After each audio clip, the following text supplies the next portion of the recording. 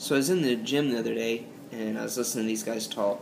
I've never really talked to them before, but they were going on, and one of the guys said he had been taking a soy protein supplement, and some of the guys like, oh man, you don't want to take that. That'll lower your testosterone.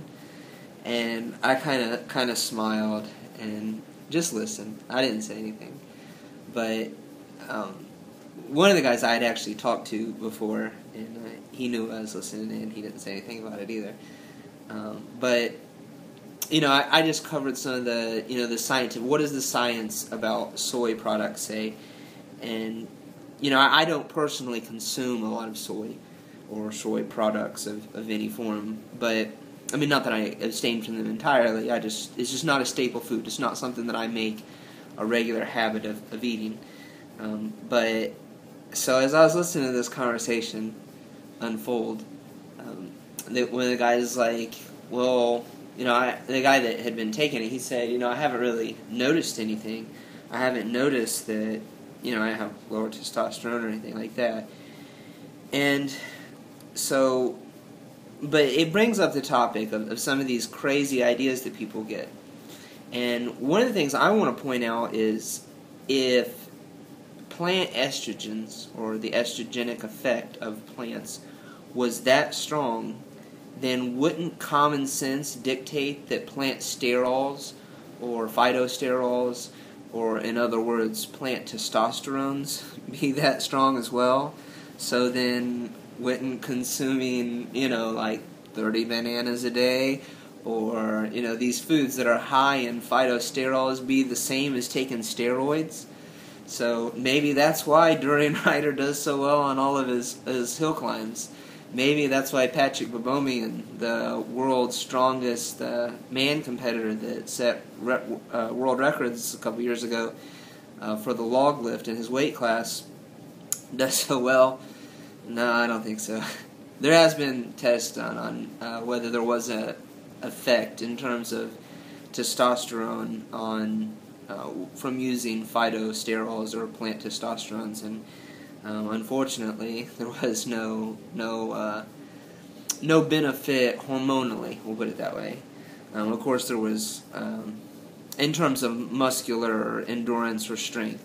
There was effects that they found from phytosterols in regards to lowering your serum cholesterol levels.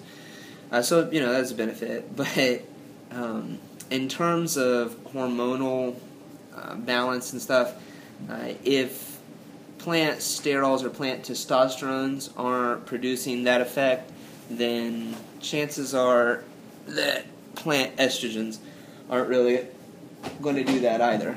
So, just food for thought. Just think the process through. A hormone's a hormone. Plant hormones are not the same as human hormones. We're not. And that brings up another topic. The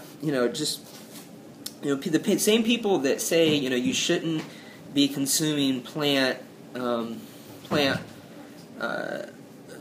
products or soy because of this estrogenic effect, they're usually eating meat and consuming milk, which have natural hormones in them. When you consume milk, you're consuming high levels of estrogen. And unlike plant products where, it's a very weak form that's really nothing like a human estrogen, in the case of milk, it is an animal estrogen, and it is very similar. So I'm not sure I get the concept, that people come up with in this stuff. And then the same for meat. You're eating an animal, and I'm not talking about just injecting. There's a big thing, that people don't want hormones injected into their meat, but it's an animal. It produces hormones naturally, whether we inject them into it or not. So when you consume that, you are consuming animal hormones. And some of those are estrogenic. So just the mindset that people go through just creeps me out sometimes, I guess. So that's it for today. just food for thought. You guys take it easy, and I'll see you next time. Eat your fruits and veggies, or they will eat you.